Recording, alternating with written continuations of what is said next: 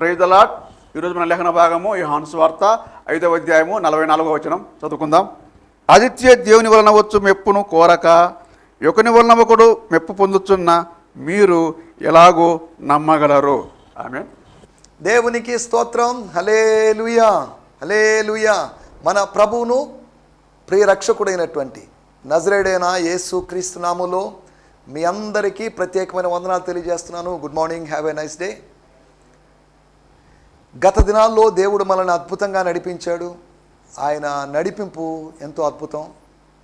మనుషుల నడిపింపులో మనకు కొన్ని మోసపోయే అనుభవాలు ఉంటాయి, కానీ దేవుని నడిపింపులో మనల్ని చక్కగా మనం ముందుకు సాగుతాం.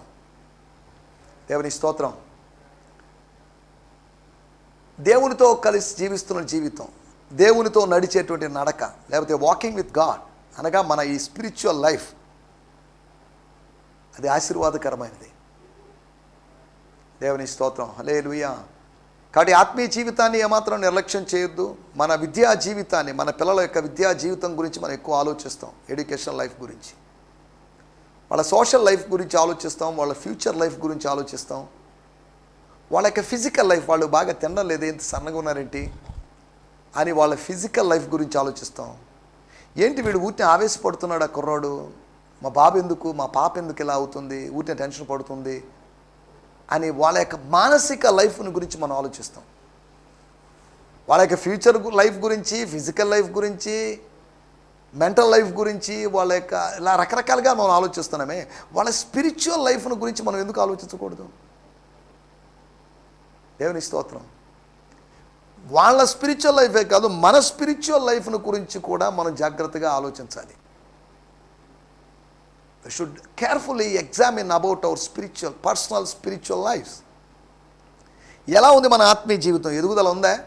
ఎదుగుదల లేని విధంగా ఉందా? గ్రోత్లో ఉన్నామా? గ్రోత్ లెస్గా ఉన్నామా? ఇంక్రీజింగ్లో ఉన్నామా? డిక్రీజింగ్లో ఉన్నామా? గ్రాఫ్లో పడిపోయామా? ఆత్మీయంగా పడినటువంటి అవస్థలో ఉన్నారు. పడితే పడ్డావు, పడమని కాదు, కానీ పడినా లేవాలి. నా శత్రువా, నా మీద అతిశయం పోవద్దు, నేను పడినను లేతును అని భక్తుడు అన్నట్లుగా, మీకా భక్తుడు అన్నట్లుగా మనం కూడా అలా చెప్పగలిగిన స్థితిలో ఉండాలి. దేవుడు మనల్ని లేపుతాడు, దేవుడు మనకు హస్తాన్ని ఇస్తాడు, అందిస్తాడు, తన చేయి చాపుతాడు. దేవుడు ఎంతైనా నమ్మదగిన వాడు. మనం నమ్మదగిన వారము కాకపోయినప్పటికీ కూడా ఆయన ఎంతైనా నమ్మదగిన వాడు. దేవుని స్తోత్రం. హల్లెలూయా. దేవుని కృపను బట్టి హైదరాబాద్లో 4 రోజుల పరిచర్య చక్కగా జరిగింది. అందును బట్టి నేను ప్రభు నామాన్ని మహిమపరుస్తున్నాను. కొత్తగా 2 ప్రదేశాలకు కూడా వెళ్ళడానికి సాయం చేశాడు.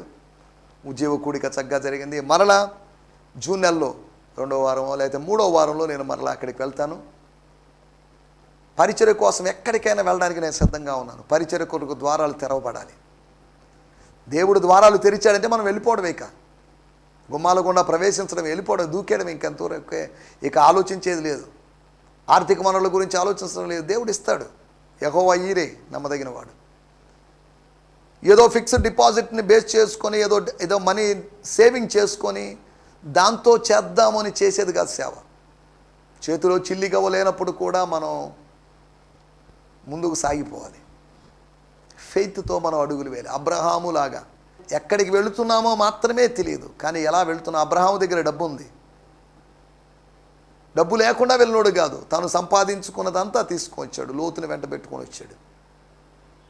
అబ్రహాము కన్నా ఒక భిన్నమైనటువంటి ఇంకా డిఫికల్ట్ జర్నీ మంది. ఎక్కడికి వెళ్తున్నామో తెలియదు,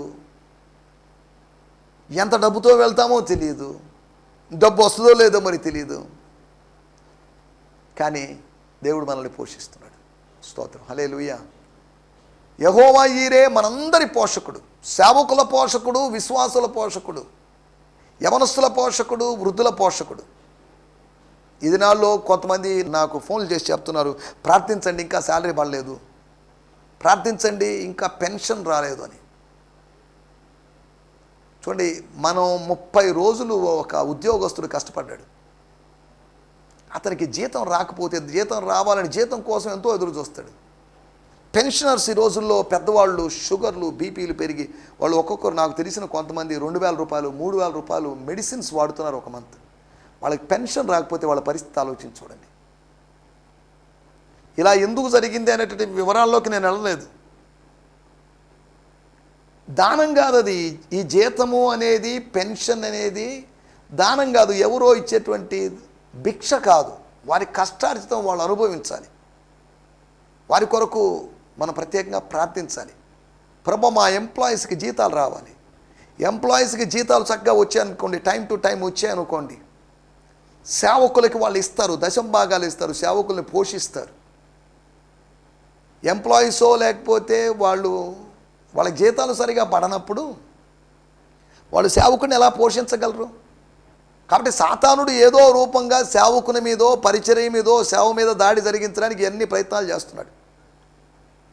మన రాష్ట్రం యొక్క పరిస్థితి దారుణంగా ఉంది. ఆర్థికంగా దివాలా తీసిన పరిస్థితులు, ఆర్థిక సంక్షోభం. పేపర్లో చూసినప్పుడు మరో శ్రీలంక లాగా మారే అవకాశం ఉందని, ఆంధ్రప్రదేశ్ మారే అవకాశం ఉందని, అంతేకాకుండా ఆంధ్రప్రదేశ్ కాదు ఇండియాలా మారబోతుందని, ఇండియాలాగా లేకపోతే శ్రీలంక లాగా 50 దేశాలు ఇంకా షార్ట్ టైంలో అటువంటి ఫైనాన్షియల్ క్రైసిస్తో లేకపోతే ధరల పెరుగుదలతో పోయే అవకాశాలు ఉన్నాయని పేపర్లో చూశాను నేను. రాబోయే రోజులన్నీ ఈజీగా, గత రోజుల్లో లాగా ఈజీగా ఉండదు. రాబోయే రోజులు టఫ్గా మారుతున్నాయి, పరిస్థితులు కఠినంగా మారుతున్నాయి. ఎందుకంటే వాక్యంలో ఇవన్నీ ముందుగా చెప్పినవే. అంత్యదినములు అపాయకరమైన కాలాలు వస్తాయి, ప్రజల యొక్క పరిస్థితులు, క్షామాలు, అటువంటి పరిస్థితులు. కాబట్టి వీటన్నిటి మధ్యలో దేవుని సంఘము, దేవుని ప్రజలు ప్రార్థించాల్సినటువంటి అవసరం ఉంది. ఏ సంక్షోభానైనా ఆత్మ సంబంధంగా మనం జయించవచ్చు అనే సంగతిని గుర్తు చేస్తున్నాను. గత ఎపిసోడ్లో మనం ఆలోచించినట్టు విషయాలు, మనుషుల ద్వారా ఎలా మహిమ కలుగుతుంది, మనుషుల ద్వారా ఎలా దేవుడు మహిమపరచ. నేను మనుషుల యొక్క మెప్పు కోరుకునేవాడిని కాదు, మహిమను కోరుకునేవాడిని కాదు అని చెప్పినటువంటి యేసు ప్రభు స్టేట్మెంట్ని ఆధారంగా చేసుకొని కాస్త కాంట్రడిక్టరీగా ఉన్నప్పటికీ కూడా అది అలా కాదు అని వ్యాఖ్యానించుకుంటూ మనం ముందుకు సాగాం గత ఎపిసోడ్లో. ప్రభువునందరి విశ్వాసం ద్వారా ప్రభువును మహిమపరచవచ్చని, రెండవది ప్రభువు కొరకు ఫలములు ఇవ్వడం ద్వారా, ఫలించడం ద్వారా మనం ఆయన నామాన్ని మహిమపరచవచ్చని, లేదా ఆయన మహిమపరచవచ్చని, మూడోదిగా మనం పశ్చాత్తాపడడం వల్ల, పేతురు పశ్చాత్తాపడినట్లుగా మనం పశ్చాత్తాపడితే సమర్థించుకోకుండా నేనేం చేశానండి, నేను చేసిన చిన్న తప్పే కదా, చిన్న పాపమే కదా, కొద్ది డబ్బులే కదా, కొద్దిగా లంచమే కదా అని చెప్పుకోకుండా చిన్నదైనా పెద్దదైనా ఒప్పుకోవాల్సిన అవసరం ఎంతైనా ఉంది. నాలుగవదిగా మనం ఎలాగా ప్రభువును మహిమపరచవచ్చు అంటే, ప్రభువు కోసం జీవించడం మాత్రమే కాదు, ప్రభువు కోసం మరణించడం ద్వారా, మన స్వయాన్ని చంపుకోవడం ద్వారా, సిలువకు వేసుకోవడం ద్వారా మన ఈగోని మన దేవుని నామాన్ని మహిమపరచవచ్చని గత ఎపిసోడ్లో మాట్లాడుకున్నాం. స్తోత్రం, హల్లెలూయా, హల్లెలూయా. రండి మనం దేవుని వాక్యాన్ని ధ్యానించుకుందాం. చెప్పబడుతున్న విషయాలు ఆలకించండి, వినండి. రెండోది ఆలోచించండి, మూడోది అన్వయించుకోండి. అలా చేసినట్టయితే మనం దీవించబడతాం. ఏదో కేవలం వినువారు మాత్రమే ఉండకుండా వినదాని ప్రకారం ప్రవర్తించేవారుగా ఉండాలి.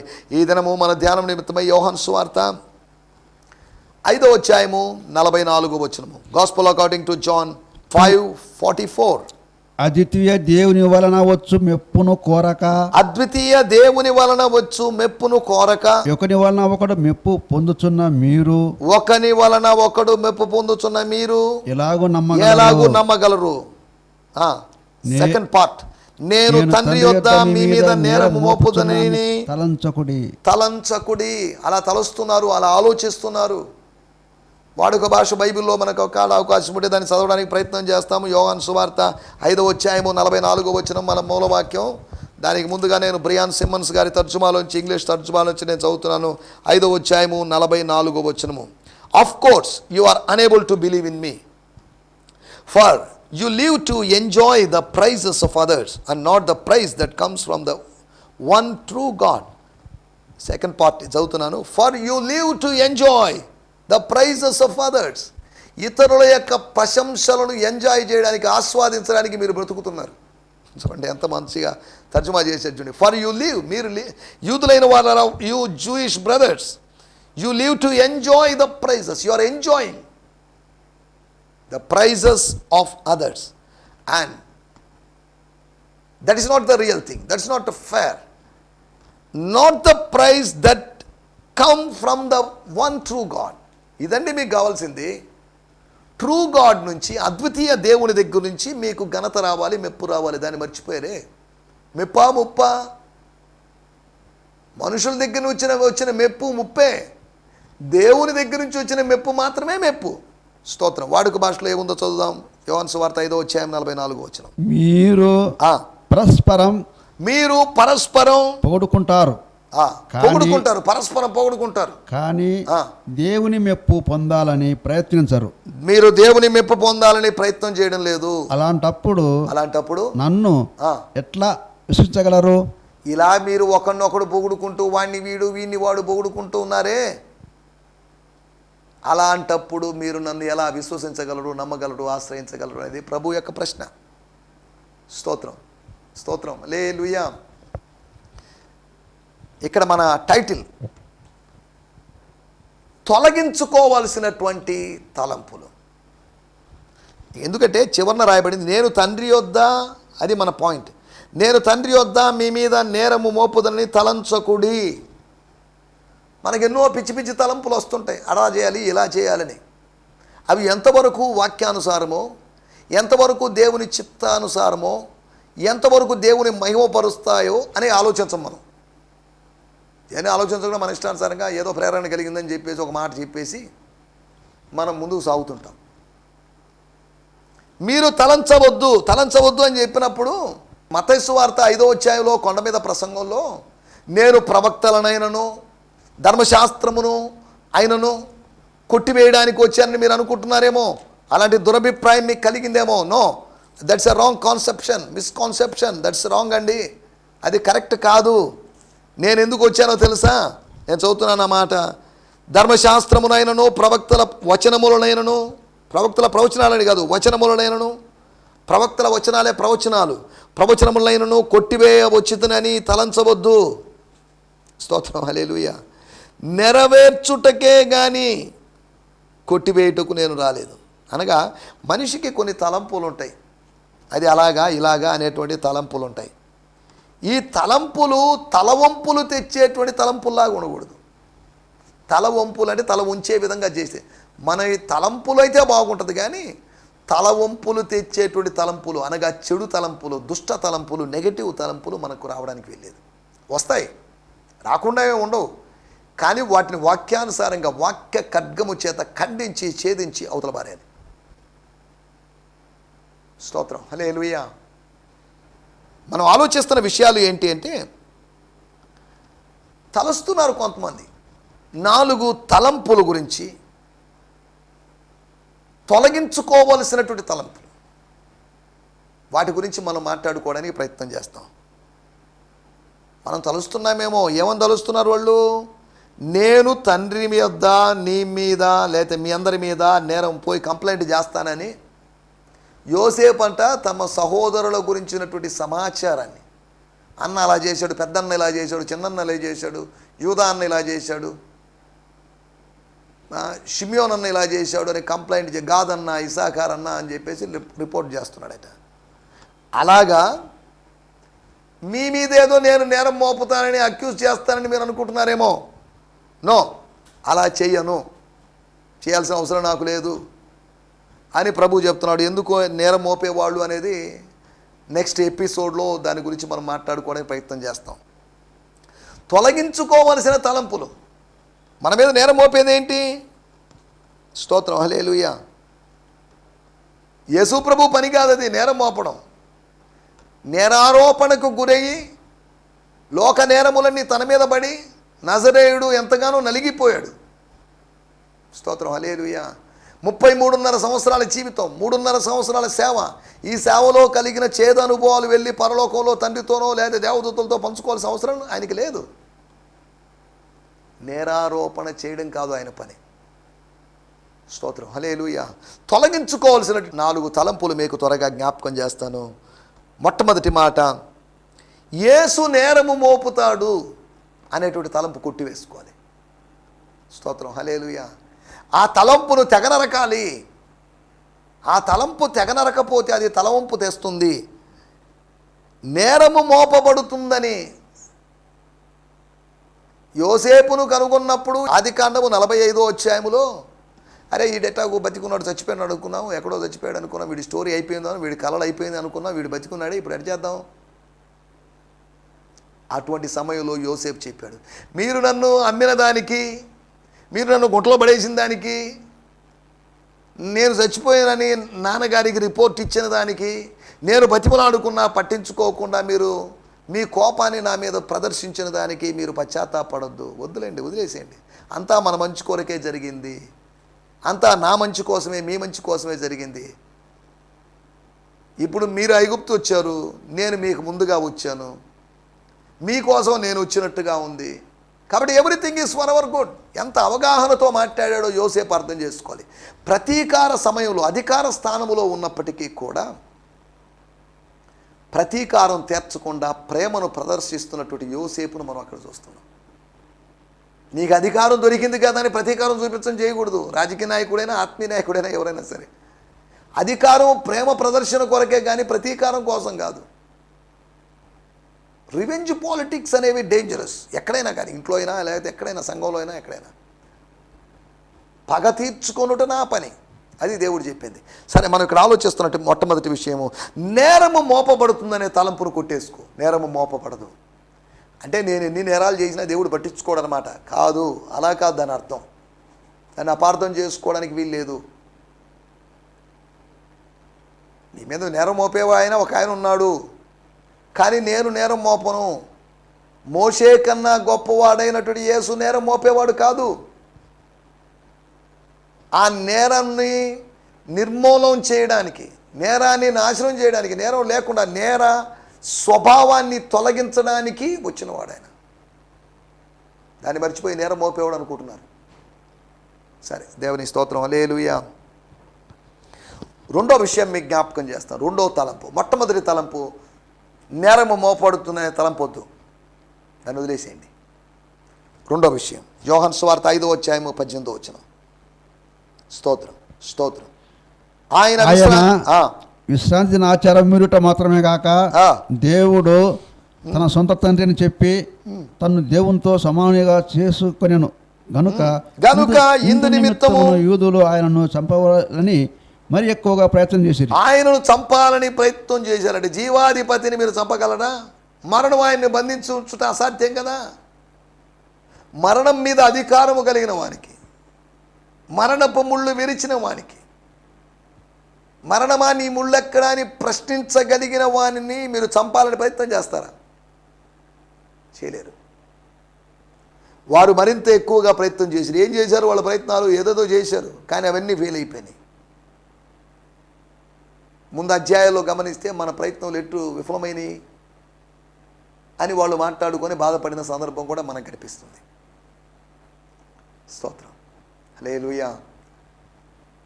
రెండో విషయం, ఆయనను నశింపజేస్తామని ఆలోచన చూసారా? That's wrong.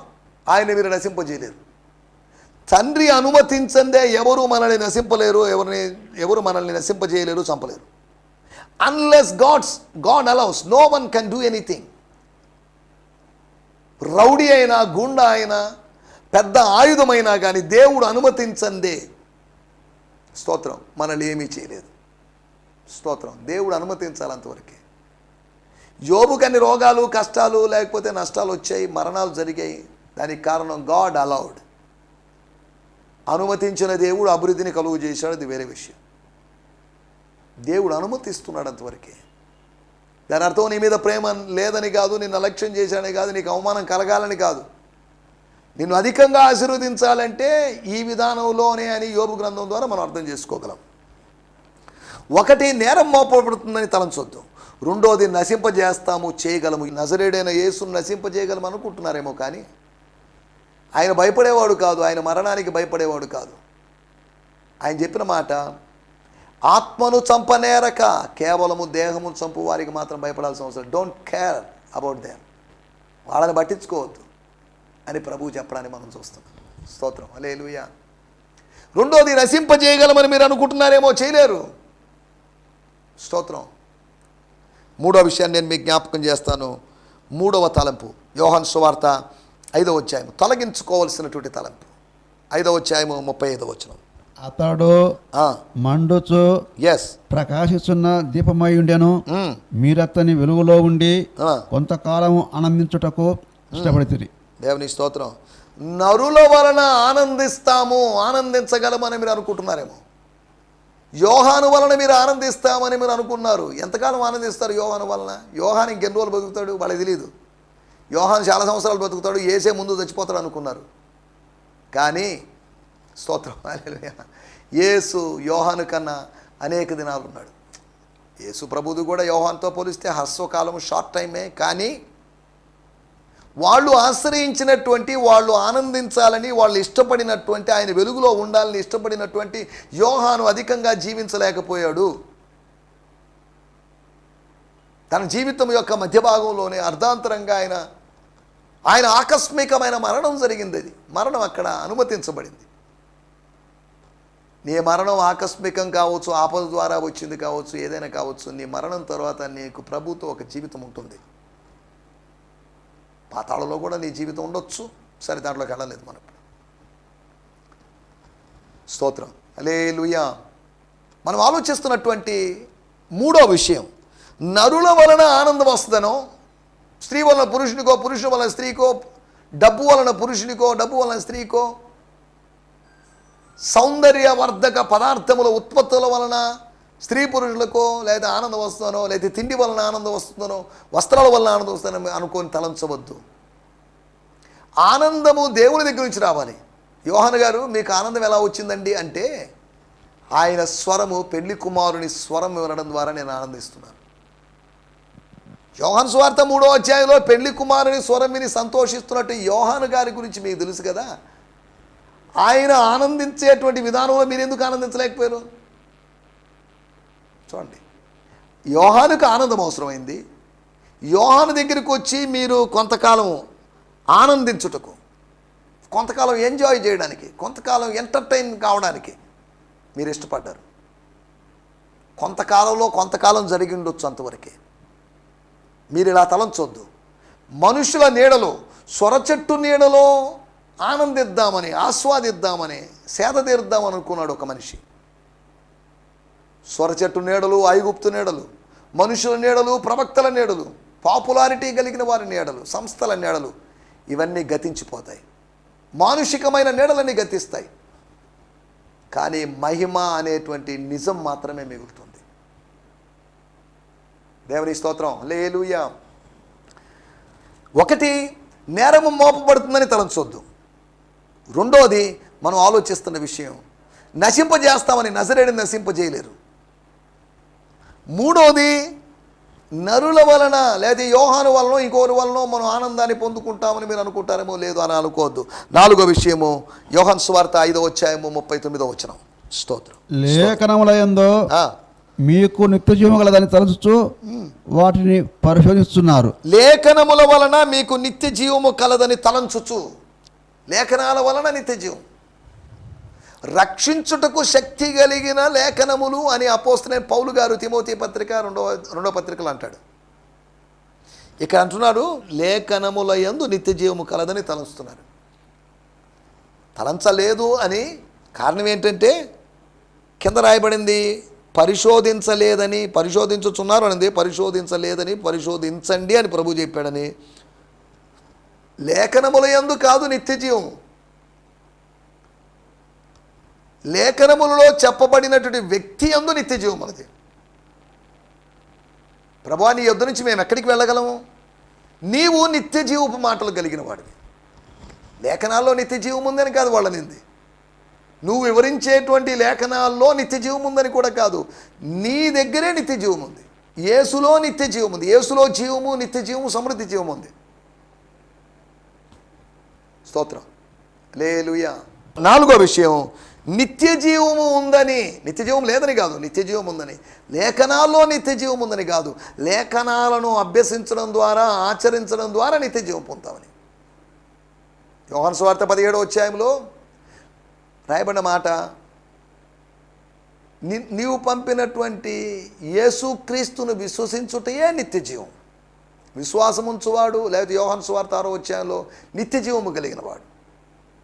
యేసును విశ్వసించడం, లేఖనాలు పరిశోధించడం కాదు, పరిశోధిస్తే మంచిదే, విశ్వాసం పుడుతుంది. కానీ లేఖనాలకు ఆధారమైనటువంటి, లేఖనాలకు మూల పురుషుడైనటువంటి, లేఖనాల్లో గుప్తమైనటువంటి ఆ వ్యక్తిని విశ్వసించడం ద్వారా నిత్య జీవాన్ని గురించినటువంటి తలంపు, నిత్యజీవం పొందుతాము, నిత్యజీవము కలదనేటువంటి తలంపు.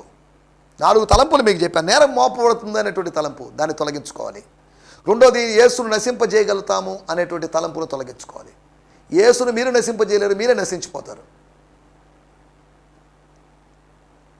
మనకు విరోధంగా రూపించబడిన ఏ ఆయుధం వర్ధిల్లదే, యేసుకు విరోధముగా రూపించబడిన ఏ ఆయుధం కూడా వర్ధిల్లే అవకాశం లేదు, వర్ధిల్లలేదు.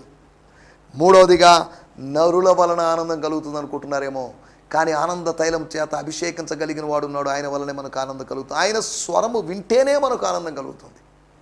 4వది, మనం నిత్య జీవము కలదని, లేఖనాలలో నిత్య జీవము కలదని కాదు, లేఖన అధ్యయనంలో కాదు, లేఖన ఆచరణలో, లేఖన అన్వయింపులో మనం నిత్య జీవం పొందగలమని మనం దేవుని వాక్యం ద్వారా తెలుసుకున్నాం. దయచేసి కళ్ళు మూసుకోండి, చిన్న ప్రార్థన చేస్తాం. చిన్న ప్రార్థన. స్తోత్రం. పరిశుద్ధమైన మా దేవా, మీకు వందనాలు. మేము తొలగించుకోవలసినటువంటి తలంపుల గురించి మీరు మాకు బోధించారు ప్రభువా. నేరం మోపబడుతుందని, అంతేకాకుండా ప్రభువా మేము ఆలోచించిన నిన్ను నశింపజేయగలమనేటువంటి తలంపుని, జీవాధిపతిని నశింపజేయలేమని, అంతేకాకుండా ప్రభువా మేము ఆలోచించినట్లుగా నిత్య జీవమును గురించినటువంటి తలంపు, అది లేఖనాల్లో ఉందని మేము అనుకుంటున్నాం. లేఖనాల రచయితమైన నీవు, లేఖనాలను ప్రేరేపించిన నీ ద్వారా నిత్య జీవం అనే సంగతి మేము గ్రహించగలుగుతూ సాయం చేయండి. అంతేకాకుండా నరుల వలన మాకు ఆనందం అనేటువంటి ఆ తలంపును మాలోంచి తొలగించమని, మీ కార్యం జరిగించమని యేసు నామములోనే ప్రార్థించడుగుతున్నాం పరమ తండ్రి. ఆమేన్, ఆమేన్, ఆమేన్. దేవుని స్తోత్రం. మీ అందరికీ వందనాలు. హల్లెలూయా. స్తోత్రం. ఈ సందేశము మీకు ఆశీర్వాదకరంగా ఉందని నమ్ముచున్నాము.